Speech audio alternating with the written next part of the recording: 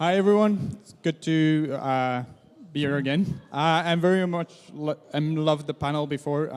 Spank chain is amazing. I'm here to talk to you about different chains, meta blockchains. So a year ago, we started OpenST. We looked at the space, saw the rise of Ethereum, and I was working on it for a couple of years already.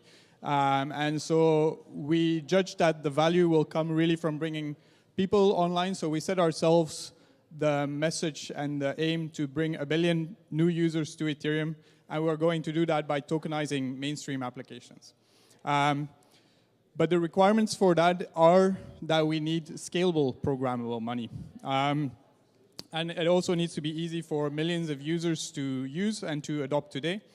And just earlier this week, we actually moved version 0.92 of the protocol to mainnet. But what I'll be talking today about is, for the first time, OpenST Mosaic. So we consider scaling to consist of 3 parts. We want to scale for users to adopt the technology. We want to scale for developers to build against it with token engineering as a focus.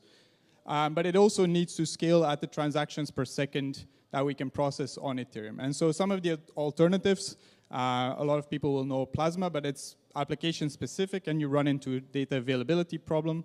Payment channels don't satisfy our solution because you can't develop smart contracts against them. And then a lot of really good work has gone into Jasper, sharding plus Casper. Raul talked earlier today about Ethereum version 2.0. That is amazing work.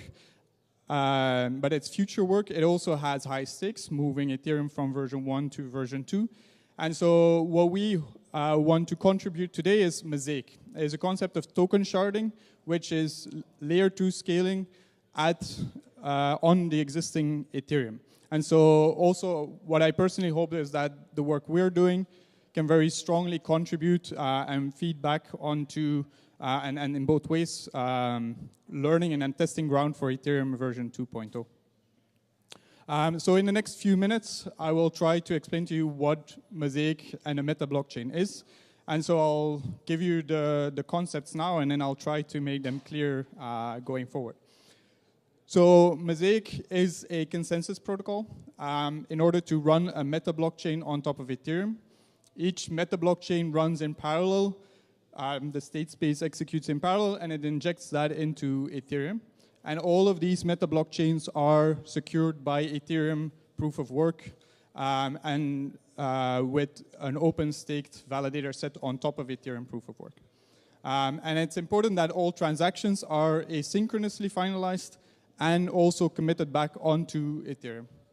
And then lastly, and this is actually a very interesting point to refer to the earlier talk, Mosaic has a message passing protocol between Ethereum and the meta blockchains so that we can actually talk between the probabilistic finalization of Ethereum proof of work and the economic finality that runs the meta blockchains.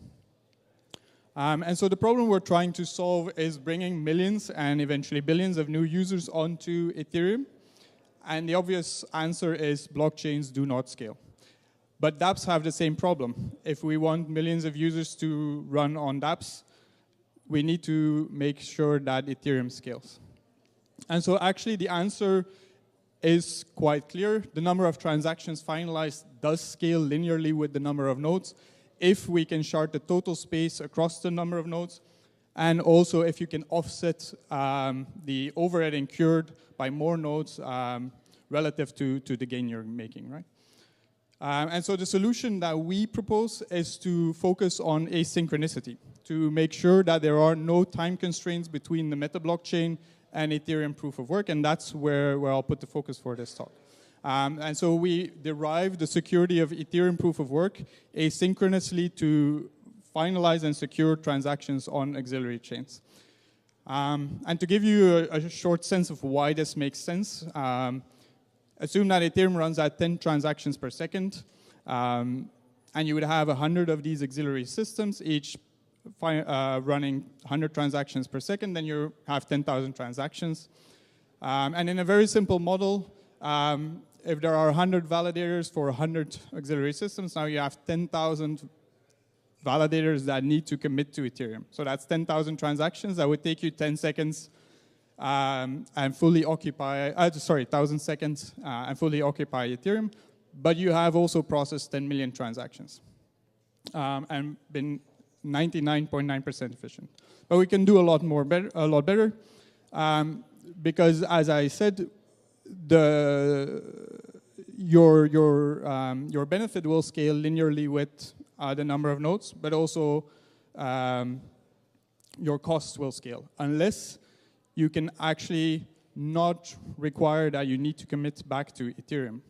And so, as an example, if you would only commit back once a day, you have 800 million transactions finalized, and you're only using 1.2% of Ethereum, and so on. The less frequent you have to go back to Ethereum, the better for the system. So let's do that. Let's move all transactions off of Ethereum onto auxiliary chains. But hold on, sidechains, they've been around for years. What's new here? Right, and so to make the point, the meta blockchain is fully defined with a consensus engine in the core contract on Ethereum. Each meta blockchain has an open staked validator set. It has Byzantine fault-tolerant consensus rules that allow you, and this is the interesting part, to allow you to move the block formation of your meta blockchain off of Ethereum onto an auxiliary system. And then very importantly, we have a gateway protocol that allows you to marry the probabilistic finalization of Ethereum proof of work with the economic finalization on the auxiliary system. And all value is always kept on Ethereum so that you can always recover. So that's what we call token sharding. It's an opt-in system where with ERC20 tokens, you can move some of your tokens into the auxiliary system and back out. And what the gateway protocol absorbs or consumes is the state root of the opposing system.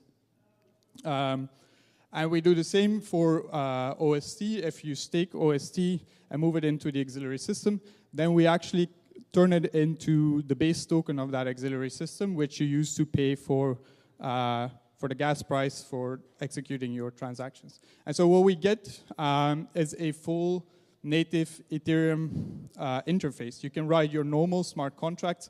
They are executed on-chain, but it is now scalable. And so that is what we have today on mainnet. But the important point is we oracleize this between the two chains. And what the work of Mosaic is that we're presenting here is how to decentralize and that state root transfer and secure the auxiliary chain with Ethereum proof of work. A very brief word, because it is important, on how the gateway protocol works.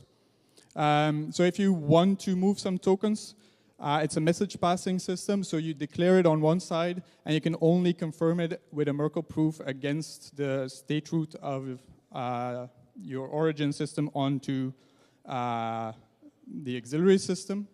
And you would logically have to do that again to progress both messages on both sides, and then it is logically sound. So you can stake tokens on one side and mint them on the other side. It's very expensive and long process because you're waiting for the state roots to absorb your state transfer. And so we can speed that up a lot by introducing a hash lock on both sides. So once it is declared and confirmed on both sides, you can progress it directly by revealing the secret. And then importantly also, there is a bounty and a fee into this process. So any message can always be completed by any other node because there is a reward structure for both sides to complete the message passing. So with that said, another quick introduction of Casper. So that shared research that was by Vitalik and Griffith. Sorry, Butrin and Griffith, I guess. End of last year. And so the important point that was put forward there is that in Byzantine fault-tolerant consensus, we can actually reach consensus on what is a justified and a finalized checkpoint, as I'll explain in a second, on already proposed blocks. So we take away what we can normally think of as the finalization procedure from the layer 1 validators and move that to a layer 2 validator set. And so they do that by casting vote messages that identify a source and a target and their respective heights. And then you can, as you see in the drawing, you can, if for each supermajority link, where 2/3 majority of the validators actually has cast this source and target message, you can build a justified chain and also finalize the checkpoints. And importantly, for each finalized checkpoint, you know that you cannot revert the history unless they would publish contradictory votes. And for those contradictory votes, you can very easily slash their stake. And so we achieve a layer 2 blockchain properties of safety and liveliness, which we will use in a second. So what are meta blocks? Remember that a block is a mechanism of moving the state of one system from sigma to a new state, sigma prime. For proof of work, you do that by finding the nonce that seals the block. For proof of stake, you can do that with a majority vote. And so we define a new type of block. Namely, a meta block is composed out of 3 parts. It has a kernel, a transition part, and a seal. And so a kernel, because it's important, has the height and the parent, as you would expect for a normal block. It also will specify the change to the validator set. And interestingly, I'll touch on this later, there's a voted upon gas price that is valid for that whole block. Then the other part is the transition part, and it specifies a dynasty number. And the dynasty number, for you know, on the justified chain, the ping chain, spank chain, ping chain, you saw earlier, each time a checkpoint is finalized, the dynasty number increases. So you can think of it as a height, but it increases by 1 every time you finalize a checkpoint. And it also keeps track of the transaction route, all the transaction, effectively verifying all the transaction, a Merkle root of the full transaction list, and the total amount of gas used. And then our seal, like a normal proof of stake Byzantine fault tolerant system, has a 2/3 majority of the weighted votes attached to it. But how do we construct it now? And by construction, we'll also show the properties that I started out with. And so we can do this recursively. Assume that the block H1 has been committed. Then the kernel is already known in the smart contract. The height, the parent, is obvious. We have a list of the new validators, and we have voted on the gas price.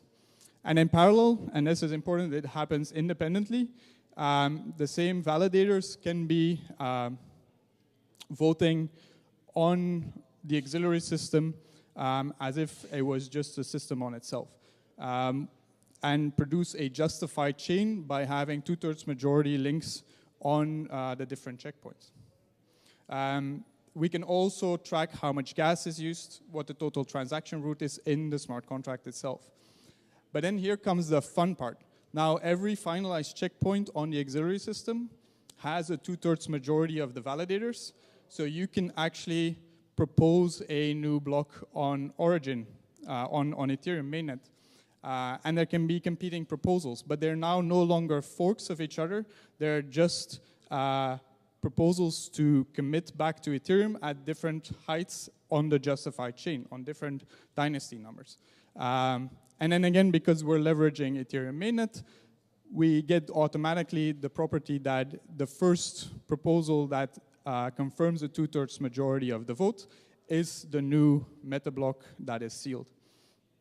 And the only thing we have to do for that is extend the slashing conditions with a very simple, trivial third slashing condition, namely that you cannot commit contradictory transition objects. And the interesting part of Casper that we leverage here is that the slashing conditions are entirely defined on themselves. If I see 2 votes, it doesn't matter where I'm evaluating that. They're well defined by the vote objects themselves. And that means that we can enforce the slashing conditions on Ethereum mainnet and we can have the stake on Ethereum mainnet about the votes that have happened on the auxiliary system. But if we have sticks to punish the validators, we also need carrots. And so we want to have build on the existing systems that we know work. And so the gas market works. So users pay for the transactions they execute to what we call the proposers of the auxiliary chain, right? They're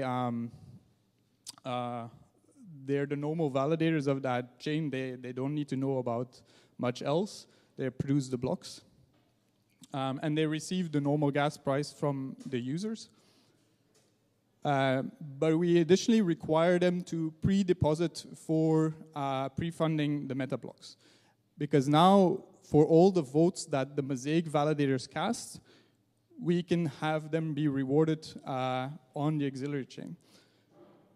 And it gives us a very nice consequence that the validators have to vote both on the auxiliary chain and commit to Ethereum in order to get to their reward. So they have to be a full participant in the system.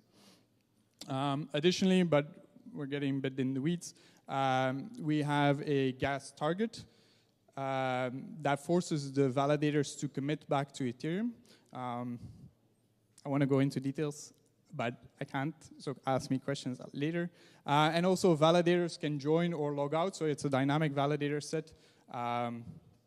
As you would want. So why do we build this, right? The first reason is now this gateway protocol can consume the state root finalized by the validators.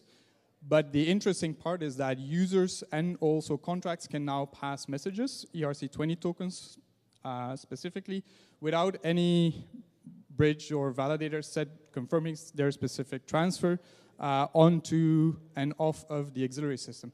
And importantly, it's now also possible to just atomically swap them. Once they exist on the auxiliary chain, you don't have to go through the expensive process. You can just atomically swap very fast between and move across these systems. And it gives us a way to scale DApps by an opt-in mechanism of moving into these auxiliary systems and across them. But what happens when it all goes wrong? And this is an interesting slide because this is why.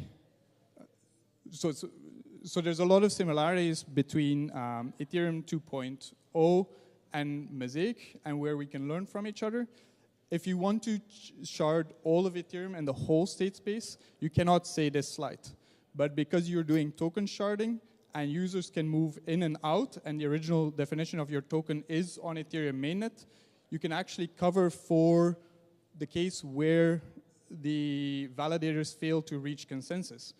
Because now any last finalized checkpoint can always be brought by anyone to be a committed state on Ethereum.